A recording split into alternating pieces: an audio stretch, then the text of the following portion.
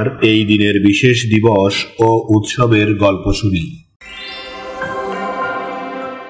1944 সালের 17 সেপ্টেম্বর ওস্টল্যান্ড থেকে এস্তোনিয়া তাদের স্বাধীনতা লাভ করে। এই স্বাধীনতা দেশটির ইতিহাসে একটি গুরুত্বপূর্ণ ঘটনা হিসেবে বিবেচিত হয়।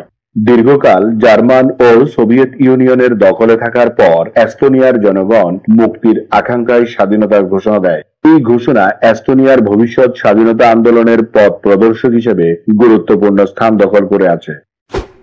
প্রতি বছর 17 সেপ্টেম্বর মহান শিক্ষা দিবস পালিত হয়। 1962 সালের এই দিনে পাকিস্তানি শাসন, শোষণ ও শিক্ষা সংকোচন নীতির বিরুদ্ধে লড়াই করতে গিয়ে শহীদ হন ওয়াজিউল্লাহ, গোলাম মোস্তফা ও বাবুল সহ নাম না জানা অনেকেই। তাদের স্মরণেই বাংলাদেশে প্রতি বছর এই দিনটিকে শিক্ষা দিবস হিসেবে পালন করা হয়। এই দিন আমাদের জীবনের ঐতিহাসিক, প্রাকৃতিক, শৈল্পিক, সাংস্কৃতিক, সাহিত্যিক, রাজনৈতিক, বিজ্ঞান, গবেষণা, আন্দোলন, উৎসব, অর্জন, খেলাধুলা, সুখ দুঃখ, হাসি কান্না, আনন্দ বেদনা, পাওয়া না পাওয়া, মায়া মমতা, ভালোবাসায় ভরা সুখকর স্মৃতিময় একটি সুন্দর দিন। চলুন এই দিনটি উপভোগ করি।